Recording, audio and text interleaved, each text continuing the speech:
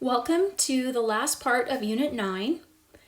We are in the process of grading your work for parts 1 and 2, sample spaces and probability. Please continue to turn work in as you finish.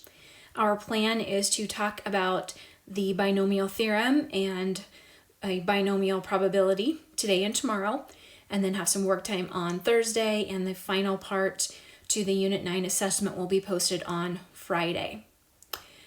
I would like for you to take a few minutes and multiply x plus y to the fourth in the top left box. That might seem like a really strange thing to do right now, but trust me, it will all fall into place. So pause this video, set a timer for 4 minutes, and complete that task, or at least work on it for 4 minutes, and we'll see where you're at. All right, let's compare and see what you came up with. The work is posted on Canvas, the correct work for that multiplication. I'm going to organize things, and I'll have you do this part with me over in the Pascal's triangle box. So let's suppose that we built this up from the very beginning. And by very beginning, we mean x plus y to the 0 power. If we did that, then we would have x plus y to the 0 power is equal to 1. We've been told that anything to the 0 power is 1. Now, I'm going to do something kind of strange, and I'm going to begin copying my results, or some part of those results, into this, what we call Pascal's triangle below. I'm going to put a 1 at the top here. Then the next layer will say x plus y to the first power. And if I think about that in detail, what that means is I have 1x plus 1y. And I'm going to, again, record the coefficients 1, 1 in the next layer of this triangle. Up next, x plus y to the second. And likely you have this worked out somewhere to the left here. And if so, then you should have 1x squared plus 2xy plus 1y squared. And you probably don't have the ones as coefficients, but you have x squared plus 2xy plus y squared. And again, we're going to copy 1, 2, 1 into this triangle. Next up would be x plus y to the third. And some of you may have taken your work from x plus y squared and then distributed that together with x plus y. Or perhaps you have x plus y squared twice and then multiplied that together to get the final answer. I'm going to show what x plus y to the third would look like. You may be starting to see some patterns. 1x to the third plus 3x squared y plus 3xy squared plus 1y cubed. Let's transfer the coefficients again to this triangle that we're creating. 1, 3, 3, 1. One more time. X plus y to the fourth. That will give me 1x to the fourth plus 4x cubed y plus 6x squared y squared plus 4xy cubed plus 1y to the fourth. Now, you may be thinking, where do those numbers come from? Well, I have a pattern in mind. I'm not using my work from the left side of the paper because I have not yet worked that out. But if we transfer those coefficients, we now have 1, 4, 6, 4, 1. And we're starting to see enough that we could anticipate what is the next row going to look like. I think at this point you could say it would begin and end with 1. So let's say that we were actually continuing the problem from above. We would have 1x to the fifth, and then at the end, we would have 1y to the fifth. Okay, and we've accounted for both of those. What do you suppose would be the next coefficient of the second term? If you look at the patterns on the chart here, in the box that I'm circling red, you might notice that that diagonal reads 1, 2, 3, 4, 5 will be the next term that goes in that blank. And you also notice that it's the same on either side. So it begins on the left side with 1, 5, and it ends on the right side with 5, 1. In the worked out expansion here, that is 5x to the 4th times y. And at the other end, that's going to be 5xy to the 4th. If you look back, now that you are seeing more layers, you should also be noticing not only are there patterns on the coefficients, but there are also patterns on the variable. Notice in this layer right here that x started to the 4th power, it dropped to the 3rd, it dropped to the 2nd, it dropped to the 1st, and it dropped to the 0, which is why we don't even have to write that anymore. At the same time that x is decreasing by a power each time, y is increasing. There is no y term present at the beginning, followed by y to the 1st, followed by y to the 2nd, followed by y to the 3rd, followed by y to the 4th. Another thing that you might be noticing about each term is that the exponent total always matches the given. So for instance, the exponent right now is 4. 4, 3 plus 1 is 4, 2 plus 2 is 4, 1 plus 3 is 4, and 4 plus 0 is 4. So there's all kinds of cool patterns going on in this problem that you maybe have never thought. You just thought we were multiplying for the sake of multiplying. So let's see if we can come up with this next term. After 5x to the 4th y, we would have something, some number, and then x to the 3rd y squared. X dropped, y picked up. And then we would have in between there some term where x drops to a square and y increases to a 3rd. But we aren't sure what goes in those two blanks here. And those are the missing two pieces inside the triangle. I'm going to tell you that those two numbers are 10. And some of you maybe have already picked that up. But why 10? Where did we create that from? Sorry, my writing got a little squished there. And there's a nice pattern that goes on within these numbers. And if I were to highlight this area right here, then my pattern is to say that 6 plus 4 equals 10. The three pieces in there that make a triangle always lead to the ones that come after that, which is why we spent all of that time looking for the pattern in the top right corner of this page. So let's fill in the next row just by predictions. We know it's going to start and end with 1, and then the diagonal tells us it should be 6, 6. 5 plus 10 tells us this should be 15, and so should this, and 10 plus 10 says that should be 20. You actually have room to fill in multiple rows. Okay, we already know some of those things very easily. And I'm going to leave you to fill in the other rows. Well, another reason that that's here is that these numbers expressed in this row are also combinations. This row is the same thing as 6C0, 6C1, 6C2, 6C3, 6C4, 6C5, and 6C6. Or 1, 6, 15, 20, 15, 6, 1. If you don't believe me, you can check those on your calculator. So that's one reason that the binomial theorem is placed in this unit, but that's not the strongest reason. The reason for pointing that out is, let's say that you needed to go all the way down to the x plus y to the 115th power.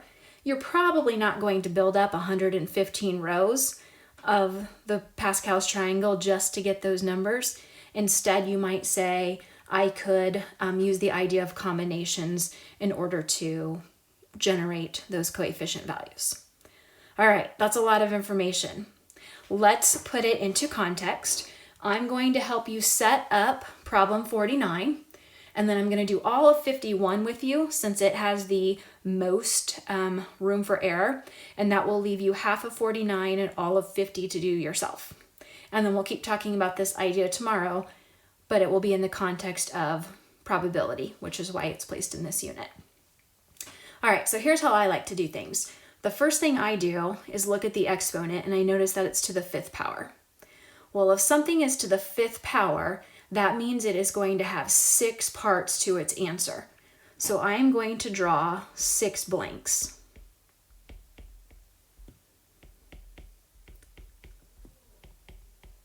And each of those blanks is made up of 3 parts. If I go back to my x plus y to the power, notice that we would have in each of these blanks up here, and I'm going to circle this one right here. Notice there's a coefficient, there's something about x, and there's something about y.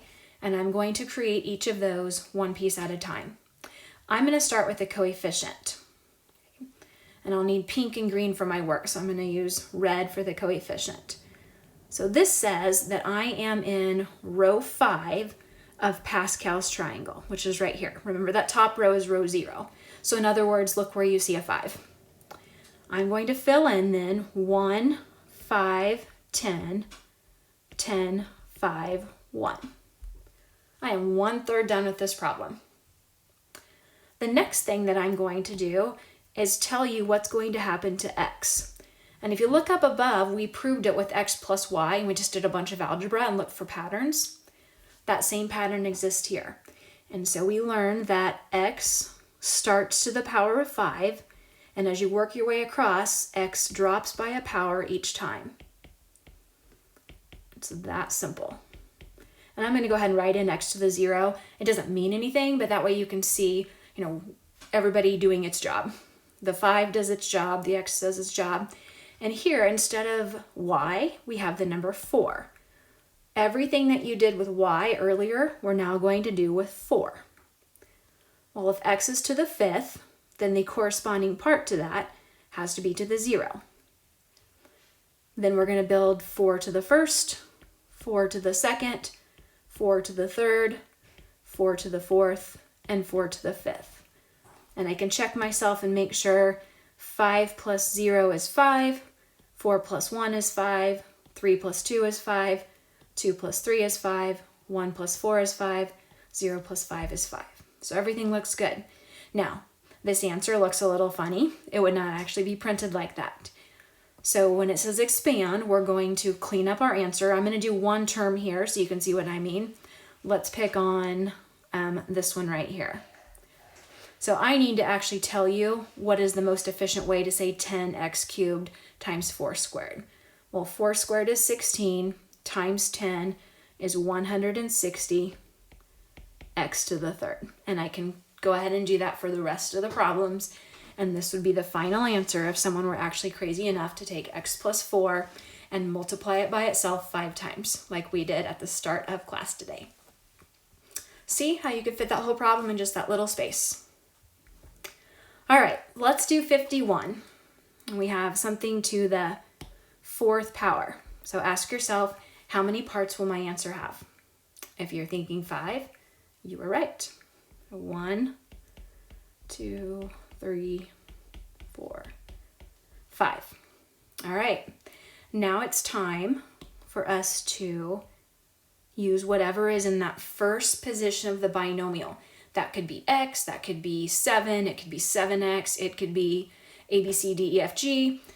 As long as it's in that first position of the binomial, we will treat it that same way. Oops, let me go back to the exponent of 4 and fill that in first. We would have had 1, 4, 6, 4, 1. My bad. If you're using color, you look for 3 colors in each blank. If not, you're missing something. Now it's time for the 2x. And the reason I wanted to do this one together is because a lot of times people will forget that whatever you do to the x, you're also doing to the 2, which is why I'm going to put that in parentheses. And I'll go ahead and assign that to every blank. And then I'm going to tell you how many copies of it we would need. Start with 4, decrease to 3, drop to 2, drop to 1, and none. So we are 2/3 done. In that third position, I will now have -3, which again is the other reason for us doing 51 together. -3, -3, -3, -3, and -3. and then I'm going to place exponents on the -3's in ascending order this time. So 0, 1, 2, 3, and 4. And I can check each individual exponent total makes 4, and then I need to clean this up. So you probably need a calculator for this part. Let's see, -3 to the 0, that's just 1. And those two things don't mean anything. 2 to the 4th is 16, and x to the 4th is x to the 4th. So that is the most efficient way of talking about that term. In the second position, let's see, I've got 4 times -3, so that's -12. 2 to the 3rd is 8. -12 times 8 is -96, x to the 3rd. And you can go ahead and make that just a minus sign if you don't want to have plus a negative. And I will continue doing that. Some of my numbers are going to get large, as they do on problem 50 as well, because we're squaring and cubing and raising to the 4th, things like 3 and 4. So they won't be as small and as recognizable as that early example. My next term will say, let's see, 216 x squared, and I'm using my calculator for some of this part too, minus 216x. And then I think I can do this last one. That's meaningless. Anything to the 0 is 1. And then -3 to the 4th. Oops. 3 to the 4th is 81, and 4 negatives make a positive. So this is my final answer. And then it asked me to identify through highlighting. In pink, highlight the second term of the expansion. I don't have pink on this task here, so I will make it light red. So the second term is this right here. And then in green, it says highlight the coefficient of x. Okay, well, where's x? This is x to the 4th. This is x cubed. This is x squared. This is x. And it says highlight just the coefficient. So the coefficient is just this part. This right here is the whole term. So this would be the first, second, third. This would be the 4th term. And then the -216 is the coefficient, and x is the variable. Go ahead and go back and clean up number 49. You'll have that last part and then a couple of things to highlight. And then also work out number 50. We have posted the answers to Canvas. Please try to practice it yourself first. Tomorrow, the only thing that we change is we're going to switch that x and y into probabilities. So it's really important that you can take apart the problem and say, what do I do with the exponent? What do I do with the 3x? And what do I do with the 2? And it all goes back to that very first part we did at the beginning, right here. Okay. If you have any questions, join us for one of the Zoom sessions, or check the other resources on Canvas, or just wait and sit through tomorrow's lecture as well, and that'll help tie these ideas together. This is an advanced idea. If you just look at the notes without any explanation to go along with it, it can look kind of confusing, but in the end, you can do some pretty cool things with a small amount of work. Have a great day.